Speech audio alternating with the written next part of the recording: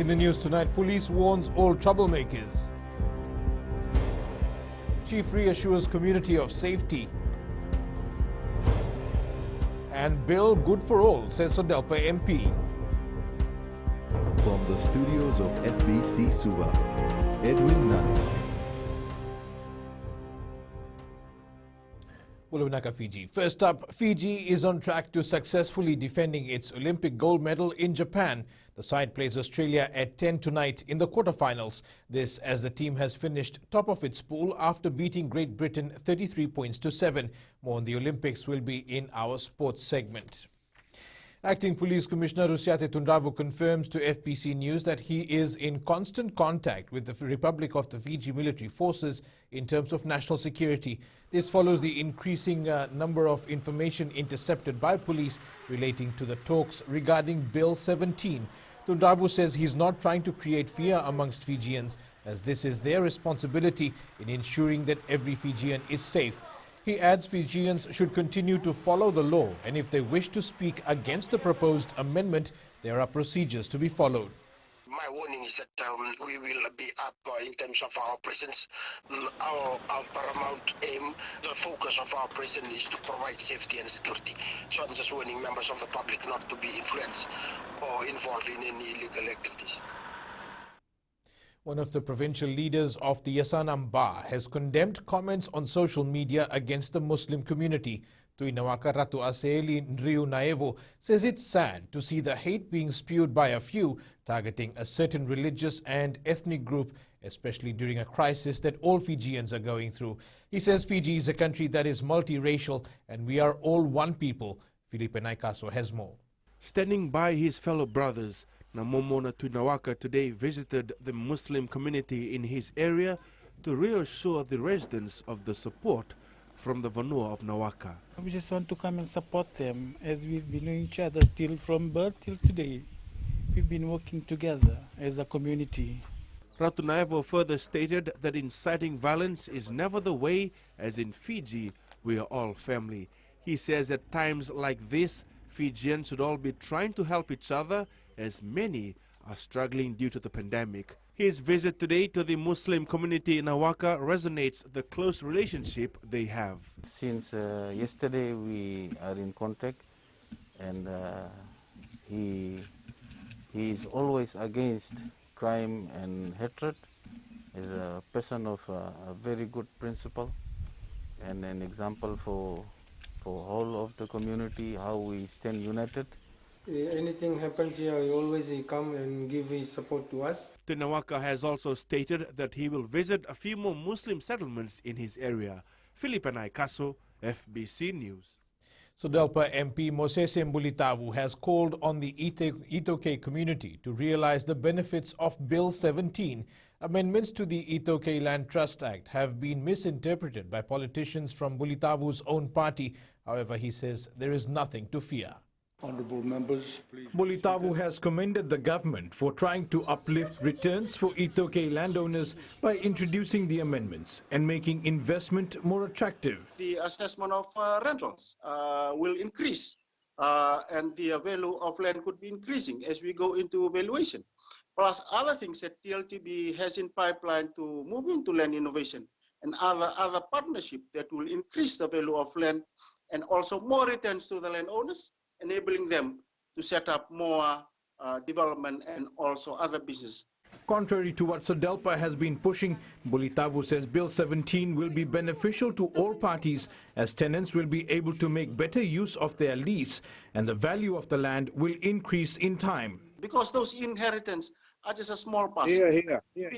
And we hold it for our future generation. And what do we do as the now generation in developing that and also enabling those that will come later after us to have a legacy on themselves too, a better legacy. That's our legacy that we should leave behind. Mbulitavu also says elected leaders need to pay more attention to race relations. Are we focusing on rebuilding our nation, or are we focusing on trying to create motivation? Unity in things that national leaders should balance. One is empowering Itoke through their resources so that we build a non-racial, cultural and vibrant, united, well-governed, fully democratic nations. Bill 17 has been a contentious issue, taking up a lot of debate in Parliament. Agriculture Minister Dr. Mahendra Reddy today hit out at opposition MP Inosi Kurindrani for lying about the declining agriculture sector. Speaking in Parliament, Dr. Reddy questioned where opposition MPs are getting their facts from. Sanya Nimboila reports Dr. Reddy says the sector saw an increase, especially during these challenging times when people are returning to farming due to unemployment. Opposition MP Inosi Kurindrani questioned the reduction in the allocation given to the Agriculture Ministry, saying that the ministry needs to shape up or shape out. Why the ministry continue to have a reduction in its allocation? Is it to do with the utilization percentage? Then the system and process is both long-winding and too cumbersome to follow, resulting in backlogs? Honourable members on the other side are stuck in the 60s and 70s era when the budgeting system was based on incremental budgeting. We have done away with that, Mr. Speaker. I said most of the developing countries, and developed countries as well, are now looking at an output-based budgeting system, Mr. Speaker. Dr. Reddy says the direct support to farmers provided by the ministry stands in millions as farmers' population increase due to unemployment caused by the pandemic.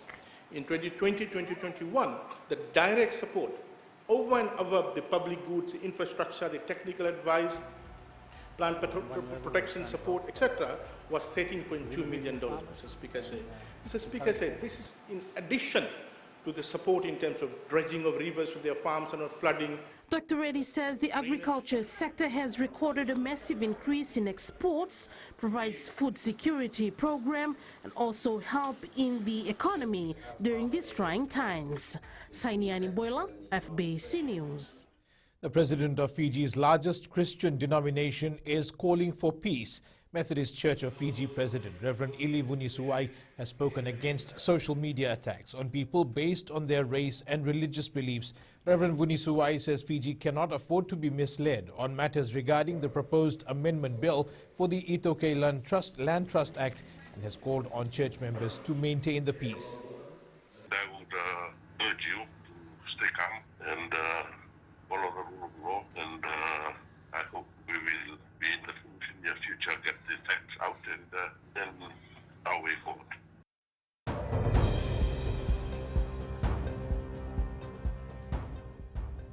And to our latest COVID-19 update for tonight, Fiji had 1,285 new COVID-19 infections for the period ending 8 a.m. yesterday.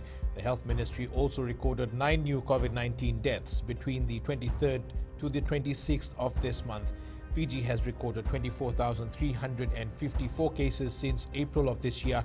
There are now 17,937 active cases in isolation, with 6,191 recoveries in total.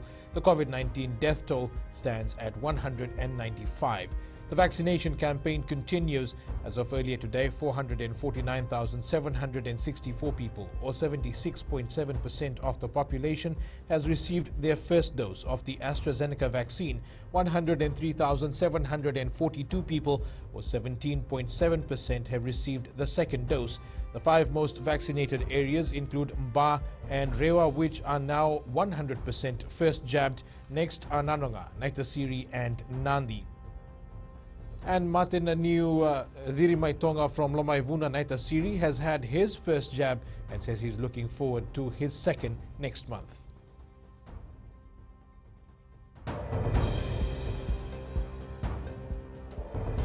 Up ahead, over 600 businesses given green line to operate. And budget debate continues in Parliament.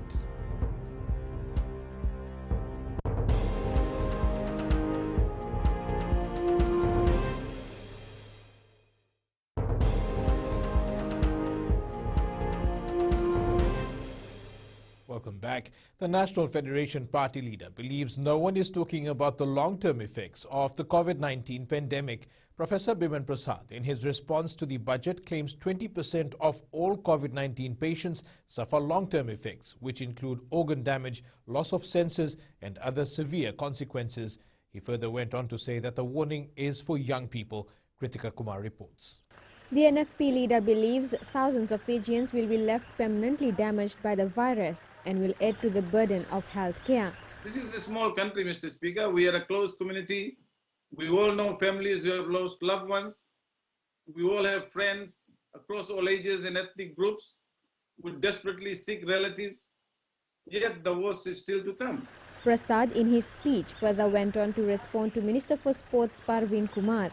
Kumar had questioned NFP's stand with regards to cane growers. Mr. Speaker said, these leaders do not care about the potential harm to all Fijians, whether it be COVID or sugarcane boycotts. All I want to say to Honorable Bala, this is coming from a person who jumped from a party that actually provided him political tutelage, to become a Fiji First candidate.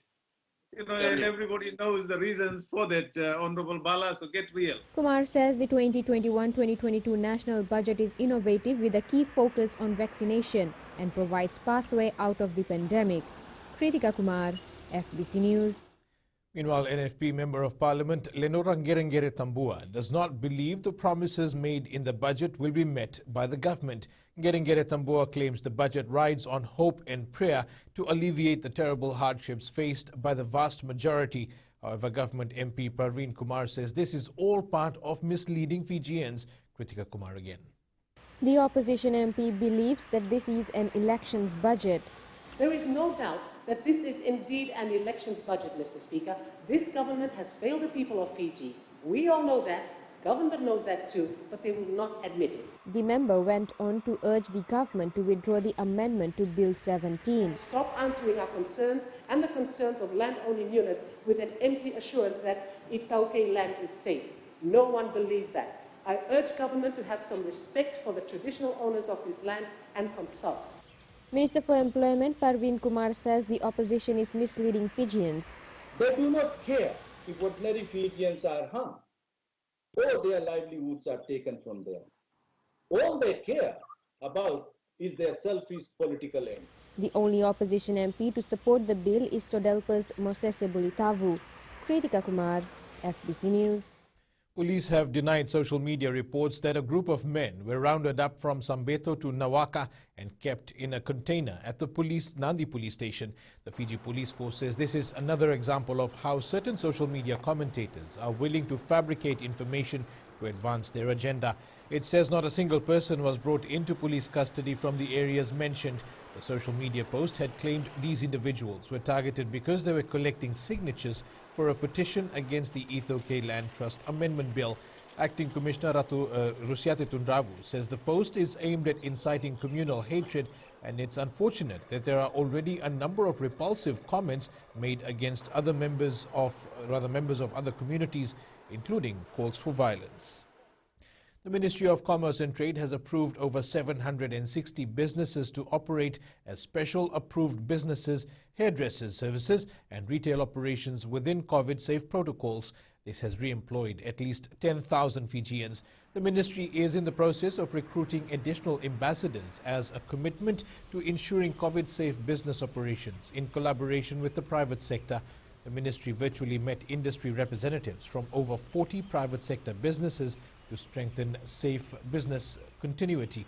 Led by the Minister for Commerce, Trade, Tourism and Transport, Fayaz Koya, discussions closely considered protocols for COVID-safe business operations, vaccination uptake and the penalties and infringement notices for non-adherence.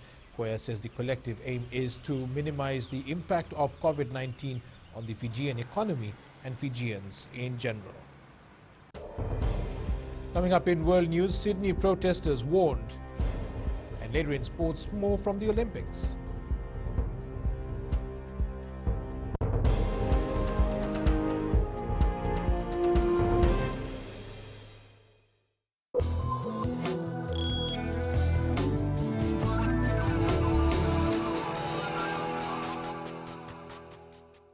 Leading business, Fiji's 2021-2022 budget was framed under the most challenging set of circumstances, says ANZ's international economist Kishti Sen. Sen says the Bainimarama government has shown its economic credentials and delivered a strong budget that meets the national interest by protecting the health of all Fijians and setting a clear pathway towards economic recovery. San adds, given that the economy is in severe recession, back-to-back stimulus budgets was a sensible thing to do. As the public sector expenditure accounts for 25% of GDP, he says sharp withdrawal of demand would have hurt confidence and led to protracted economic hardship. Sen says the government is focused on providing liquidity support to enterprises who are doing it tough. This initiative, he adds, is critical for viable businesses to survive and be ready to employ people when the upturn arrives. And the budget leaves no one behind, especially now when Fijians need support more than ever. Speaking in support of the new budget, former Forestry Minister Osea Naingamu says as a result of COVID-19, the tourism-dependent sectors have come to a standstill, and this has also culminated in the spike in unemployment for Fijians, as many businesses have scaled back or shut down. Naingamu says in the wake of unemployment and job losses, Fijians have turned to nature and realized that access to nature is crucial for well-being, especially in the agriculture, forestry and fisheries sectors. Government is staying true to its word of leaving no one behind, as many unemployed Fijians who have turned to nature-based solutions will be economically empowered and greatly benefit from this budget. And here are the local exchange rates as set this morning. Our dollar declined against our two major trading partners, the Aussie and Kiwi dollars, as well as the euro, however, rose against the Chinese yuan, US greenback, the PNG kina and the Japanese yen. Commodities market were mixed today. Crude oil rose a few cents but remains above $71 a barrel. Gold dropped for the second day at $1,797 per ounce, and silver closed down $25.17 an ounce. And to Shora now to give us the latest on the markets. Good evening. The US stocks climbed to record highs in choppy trade while the US dollar lost some ground. Investors are avoiding to make any new and bold bets before this week's Federal Reserve policy meeting, which might offer fresh clues on the outlook for the US monetary policy. Bond markets, on the other hand, have stayed relatively calm by the prospect of an eventual tapering. Yields on US 10-year notes have fallen for 4 weeks in a row. However, the drop in Treasury yields has done little to undermine the US dollar, in part because European yields have fallen even further amid expectations of continued massive bond buying by the European Central Bank. Otherwise, the macroeconomic calendar was generally light, and whatever little data released today was softer than anticipated. The market players now await US first year data starting tomorrow with the release of US durable goods orders. But for now, that's all from your HFC Bank, Vinaka.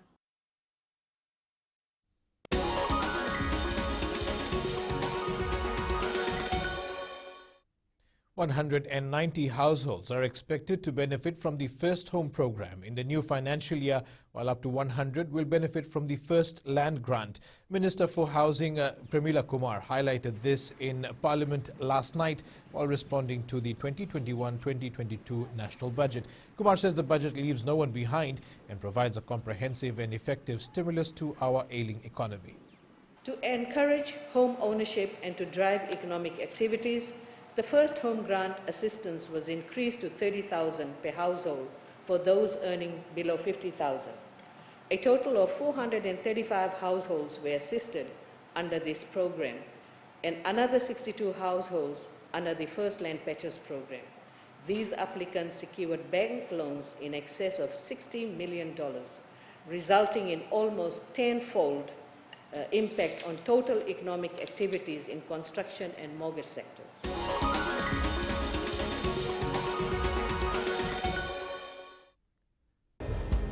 Still to come, 7-star and inspiration for villages and family. Stay with us.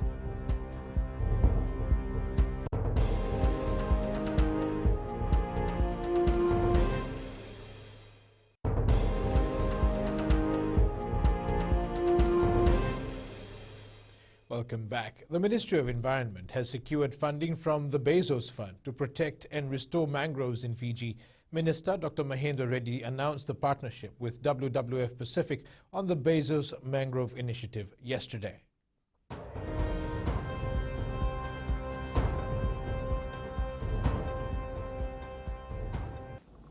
Dr. Reddy says under this new trilateral partnership, a combined investment of $600,000 has been secured. The money will be used to protect and restore mangroves, which sequester carbon and protect coastal communities from the ravages of climate-accelerated weather events.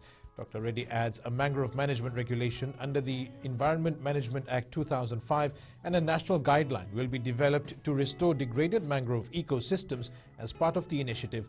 In the Pacific region, Fiji has the third largest mangrove ecosystem. Policy on the conservation and management of Fiji's mangrove ecosystem will not only benefit carbon sinking greatly and prosper biodiversity, it will also guide and in some cases direct the decisions made by the ministry under the legislation. It will shape a fresh set of mangrove conservation strategies and mangrove conservation management plans in the coming years.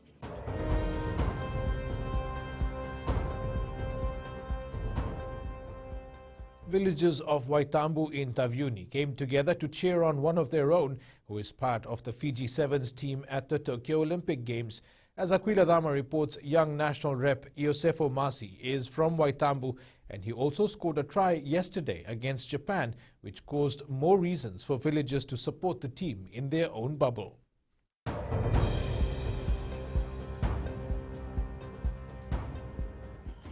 Masi's family, friends and other villagers made sure they'll do their part as they are free from the pandemic with a little formality.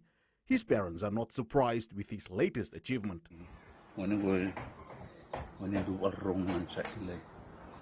My son always loved rugby when he was young, even from primary school before moving to secondary education.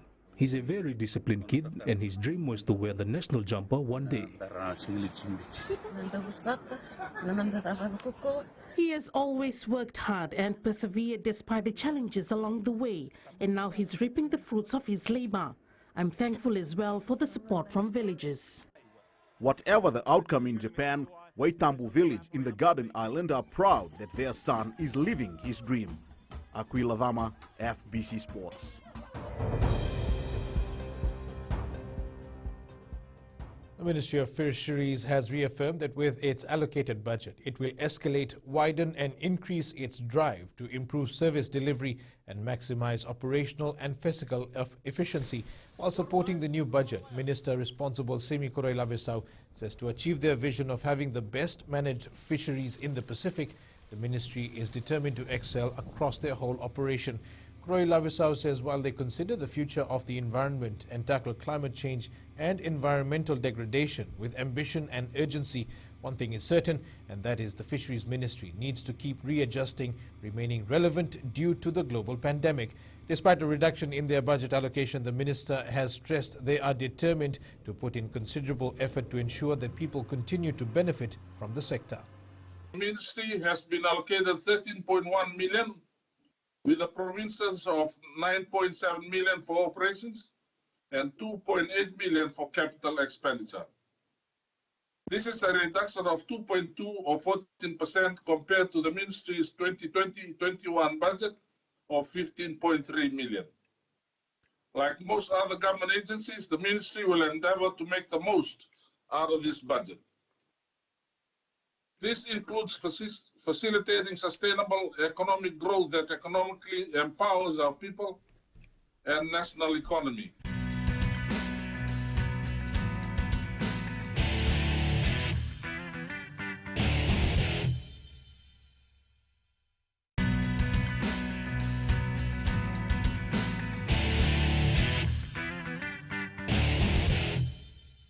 First up in sports, the Fiji Sevens side will play Australia in the quarter-final of the Tokyo Olympic Games tonight. Fiji will play Australia, which is one of the best finishers after the pool games at 10 p.m.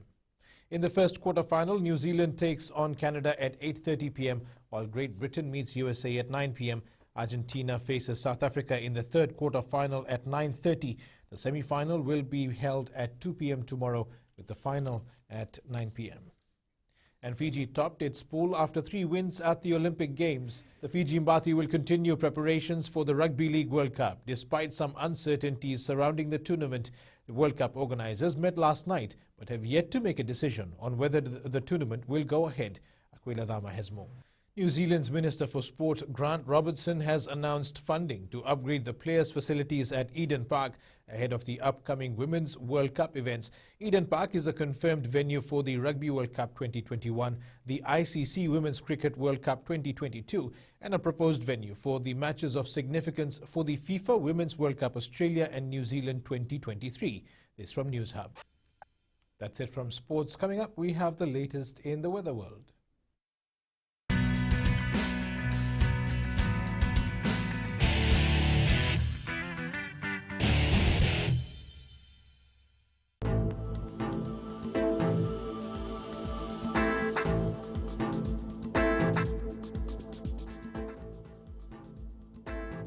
A trough of low pressure with associated clouds and showers affects the southern parts of the country.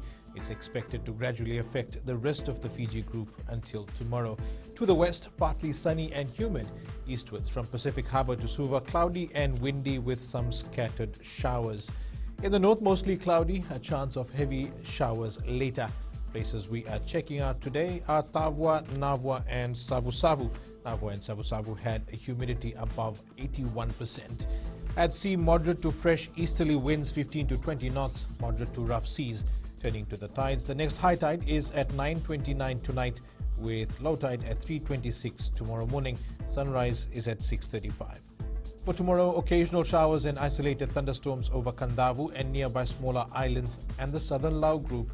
The outlook for Thursday, fine apart from isolated afternoon or evening showers elsewhere. Our shot of the day came all the way from Yaro village, Malolo, in the Mamanudha group, sent in by Vika Songeta. In Fijian Pulse, we ask, having seen Fiji so far, do you think they can still defend their gold medal at the Olympics? And we are hopefully that our Fiji team will bring the gold medal to Fiji this year. The past 2 games of our gladiators, hopefully we retained our gold in Tokyo. That Fiji will definitely, they will win and bring back the gold medal. So go Fiji, go. I think so. Looking at the 2 games yesterday and then the game today, I think a good improvement from the boys. I think they have got the rhythm going, and hopefully they can continue the momentum till the final. Yes, Fiji can still defend this gold medal if they defend well. The game today was outstanding. They can defend the title of Japan. Yes, I believe they can win this title as they have improved a lot.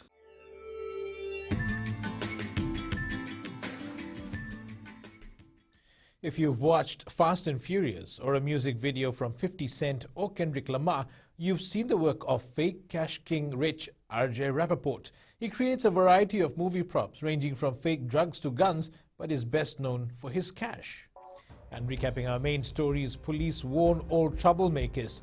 Chief reassures community of safety, and bill is good for all, says Sodelpa MP. For these stories and others, you can tune into our sister station Gold FM to our poll question. This week we are asking, should those spreading misinformation be charged? Visit our FBC News website to take part. And remember to send us newsworthy pictures and videos. Email fbcnews@fbc.com.fj or share it with us via our social media accounts. You can also download our FBC app to keep up to date with the very latest in news and sports and listen to our 6 radio stations live. That's your news this evening. I'll see you again tomorrow. Until then, stay safe. Modemandara.